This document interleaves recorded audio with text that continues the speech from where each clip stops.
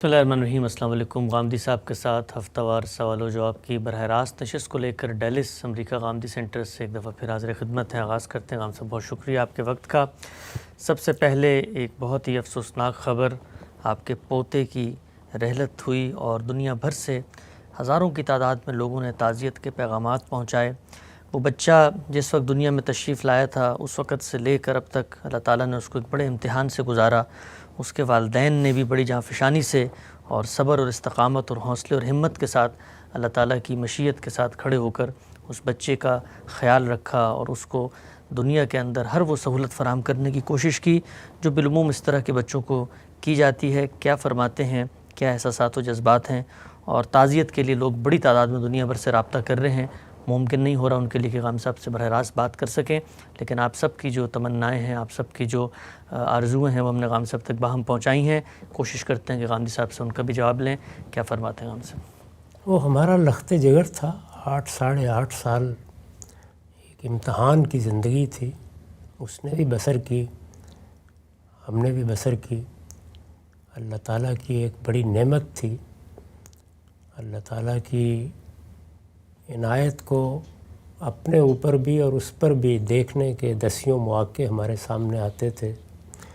اس کی شخصیت، اس کی زندگی، اس کے شب و روز تذکیر کا باعث بھی بنتے تھے، اور اس دنیا میں ہمیں کیا رویے اختیار کرنے چاہیے، اللہ تعالیٰ اگر کسی امتحان میں ڈالے تو اس میں کیا کیا مراحل آ سکتے ہیں، اس کی بھی ایک کتاب کھل جاتی تھی۔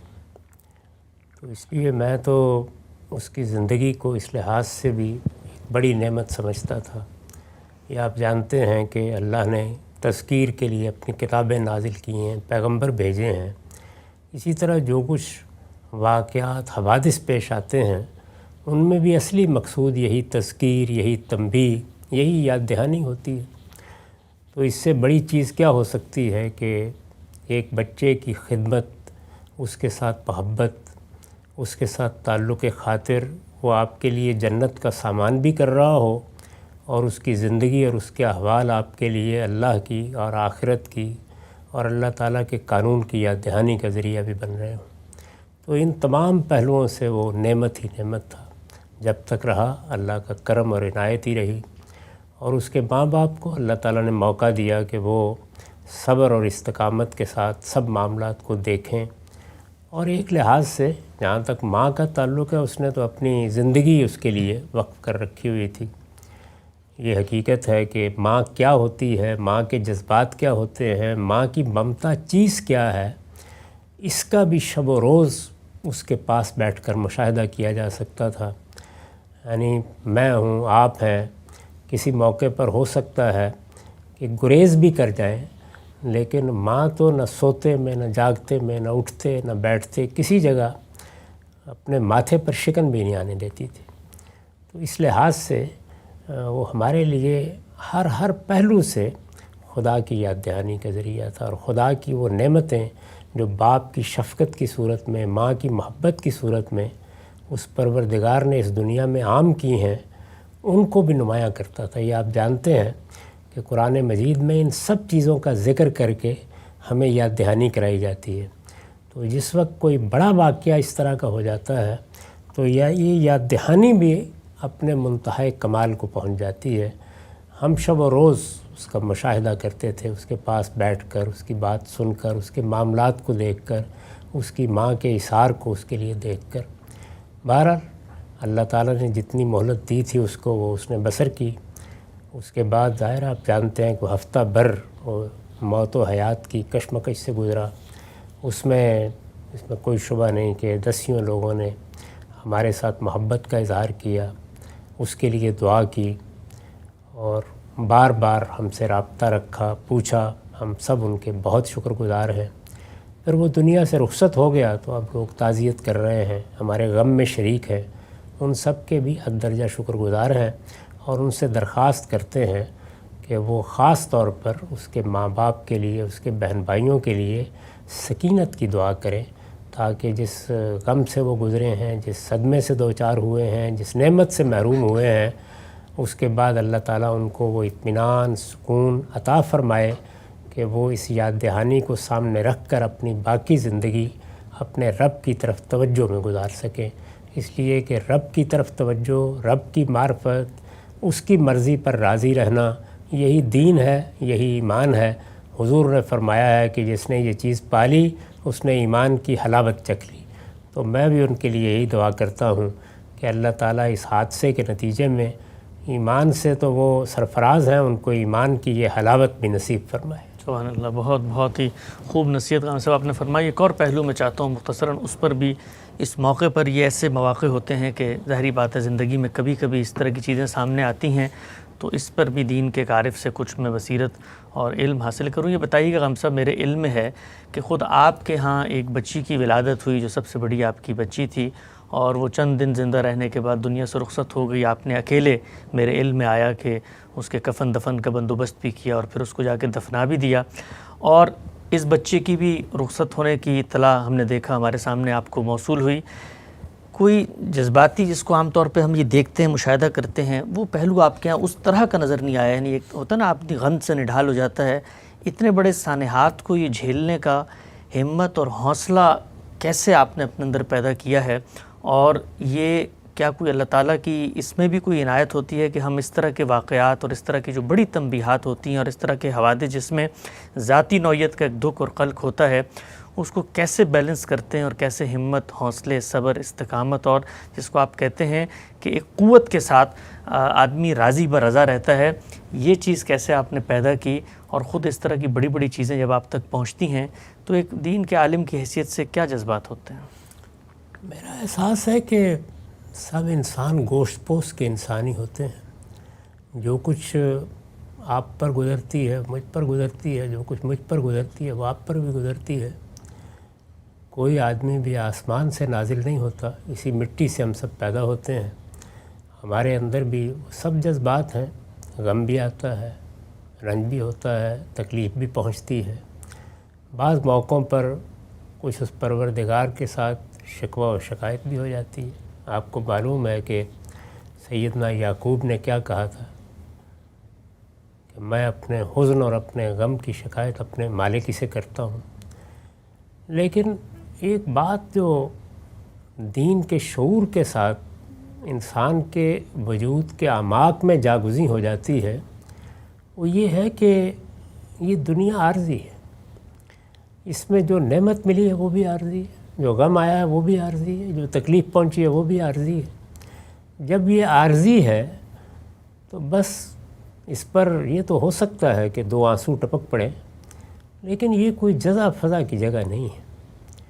یہاں جیسے ہی آپ کو کوئی تکلیف پہنچتی ہے یا کوئی صدمہ پہنچتا ہے تو ساری توجہ اس جانب ہونی چاہیے کہ ہمارے لیے تو جو دنیا ہمارے پروردگار نے بنائی ہے وہ اس موت کے دروازے سے گزر کر ہی آنی ہے۔ یہ مجھے بھی آنی ہے، آپ کو بھی آنی ہے۔ میں نے اپنی پچھلی 50-60 سال کی شعوری زندگی میں، 70 سال سے زیادہ کی عمر ہو رہی ہے، بہت اموات دیکھی۔ یعنی آپ اندازہ کیجئے کہ جس وقت میں وطن چھوڑ کر باہر نکلا تو میری ماں دنیا سے رخصت ہو چکی تھی، باپ رخصت ہو چکا تھا، تمام چچا رخصت ہو چکے تھے، تمام ماموں رخصت ہو چکے تھے، تمام خالائیں رخصت ہو چکی تھیں، تمام پھوپھیاں رخصت ہو چکی تھیں، بلکہ جو ان کے بعد بھی ان کی اولاد میں قریب کے اعزاء ہوتے ہیں ان کی بھی ایک بڑی تعداد دنیا سے جا چکی تھی۔ تو میں عام طور پر اپنی اہلیہ سے یہ کہا کرتا تھا کہ بھائی میرا کچھ خیال رکھا کرو، میں تو یتیم و یسیر ہوں، یعنی کوئی عزیز، کوئی رشتہ دار، کوئی بھی باقی نہیں رہا۔ اور ان سب کو اپنے ہاتھوں سے ہم قبر میں اتارتے رہے ہیں، ان کے جنازے پڑھتے رہے ہیں۔ اس لیے یہ حقیقت اس زندگی میں بھی بہت واضح ہو گئی کہ یہ کوئی یہاں دل لگانے کی جگہ نہیں ہے۔ ہمیں چونکہ ہمارے پروردگار نے بھیجا ہے یہاں اور حکم دیا ہے کہ تم اس کو بھرپور طریقے سے استعمال کرتے ہوئے اعلیٰ اخلاقی قدروں کو اپنے ہاں بھی محکم رکھو اور لوگوں کو بھی اس کی تعلیم دو۔ باقی اصل زندگی وہ ہے جو موت کے بعد شروع ہونی ہے۔ میرا احساس یہ ہے کہ اگر اس ایمان کو آپ نے اپنا شعوری ایمان بنا لیا ہے اور فی الواقع یہ ایمان آپ کے دل و دماغ کا حصہ بن گیا ہے اور آپ نے اس کو وہاں سے پا لیا ہے جہاں سے مالک کی سچی معرفت پانی چاہیے، تو پھر بس اتنا ہی اثر ہوتا ہے جتنا کہ ہم کو صالحین کی زندگی میں نظر آتا ہے. میں اپنے آپ کو ایک گناہ گار خدا کا بندہ ہی سمجھتا ہوں، لیکن میری صحیح یہ ضرور ہوتی ہے کہ میں اس احساس اور اس معرفت سے کبھی محروم نہ ہوں جو اگلی زندگی کے لیے میرے پروردگار نے مجھے عطا کی ہے. میری زندگی میں آپ جن جذبات، احساسات یا رویوں کا ظہور دیکھتے ہیں وہ میرے اسی ایمان اور یقین سے پیدا ہوتے ہیں، اور میں اللہ سے دعا کرتا ہوں کہ وہ اسی کے ساتھ دنیا سے لے جائے. آمین ثم آمین. اور تمام لوگ جو دعا گو ہیں ان سب کا بھی بہت شکر گزار ہیں بطور ایک خاندان اور فیملی کے ہم. اور آخر میں یہ بھی عرض کروں گا کہ خود رسول اللہ صلی اللہ علیہ وسلم نے ایک موقع پر فرمایا کہ جب ایک باپ آپ کی مجلس میں حاضر ہوتا تھا اور ایک دن وہ نہیں آیا اور معلوم ہوا رسول اللہ کو کہ اس کا بیٹا دنیا سے رخصت ہو گیا اور وہ بڑا غمگین اور حزین ہے، تو آپ نے فرمایا کہ جس کا کوئی اس طرح سے بچہ رخصت ہو اور وہ صبر کرے تو اللہ تعالیٰ اس کو جنت کی بشارت دیتے ہیں. ہم سب اس پہ بھی مختصر تبصرہ فرما دیجیے گا. اتنی بڑی بات رسول اللہ صلی اللہ علیہ وسلم نے فرمائی. ظاہری بات ہے جنت کا کرائیٹیریا جو عمومی ہے اس کو وہ آدمی پورا کرتا ہوگا، لیکن یہ بات کہ اس سانے پر صبر کے عوض میں اللہ کا پیغمبر کہہ رہا ہے کہ اللہ کی جنت تمہارے لیے وہاں پر تیار کھڑی ہے، اگر تھوڑا سا حوصلہ اور تھوڑی سی ہمت دکھاتے ہو تو خدا کی ابدی بادشاہت میں شرکت بھی ہوگی، اور وہی بچہ جو یہاں پر کچھ مختصر سے وقت کے لیے تمہاری آغوش میں آنا تھا وہاں پر دائمی طور پہ تمہارے ساتھ رہے گا. اس لیے کہ ماں ہو یا باپ، میرا خیال ہے کہ اس سے بڑا کوئی امتحان ہو نہیں سکتا. یعنی اپنے بچے کو اپنے بازوؤں میں لے کر دفن کرنا. آپ نے حوالہ دیا، میں نے خود اپنی بیٹی کی قبر کھودی اور اس کو دفن کیا. تو یہ آسان چیز نہیں ہوتی. اللہ تعالیٰ نے جو شفقت باپ میں رکھی ہے، جو محبت اور جو ممتا کے احساسات ماں میں رکھے ہیں، یہ اتنے قوی ہیں، اتنے غیر معمولی ہیں، اور اس طرح انسان کے وجود کا احاطہ کر لیتے ہیں کہ جب ان سب کے باوصف اللہ تعالیٰ وہ نعمت لے لیتا ہے. وہ جو ہمیں دعا سکھائی گئی ہے کہ انا للہ و انا الیہ راجعون، ہم اللہ ہی کے لیے ہیں، اللہ ہی کی طرف لوٹیں گے. یا اسی طرح جس طرح کی حدیث میں آتا ہے کہ انا للہ ما اخذ و لہ ما آتا، یعنی جو اس نے لے لیا اسی کا تو تھا، جو اس نے دیا وہ بھی اسی کا ہے. اور یہی نہیں ہے، وہ کل شیء عندہ باجل مسمى. اور میرے آپ کے لیے، میرے احوال کے لیے، آپ کے احوال کے لیے، دنیا میں میرے قیام اور آپ کے قیام کے لیے، اور اس طرح کے سب معاملات کے لیے ایک اجل مقرر کر دی گئی ہے. وہ آنی ہے، ہر حال میں آنی ہے. یعنی صرف دنیا سے جانے ہی کے لیے نہیں بلکہ ہمارے تمام احوال کے لیے ایک اجل مقرر ہے. جب یہ مقرر ہے تو پھر اس کا استقبال ہی کرنا چاہیے. تو ماں باپ کو جس امتحان سے اللہ نے گزارا ہے وہ چونکہ بڑا غیر معمولی ہے، تو اس لیے اس امتحان میں اگر وہ صبر کریں، جزا فضا نہ کریں، اپنے رب پر بھروسہ رکھیں، ہمت کے ساتھ آگے بڑھیں، تو یہ معمولی درجے کا عمل نہیں ہے.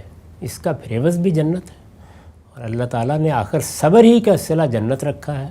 میرا تو احساس یہ ہے کہ یہ صبر وہ چیز ہے کہ دنیا میں اس کے بارے میں یہ بشارت دی ہے کہ میری معیت صابرین کو حاصل ہو جاتی ہے، اور آخرت میں تو یہ بتا دیا ہے کہ جزام بما صبروا، یعنی جنت ہے ہی اصل میں صبر کا صلہ.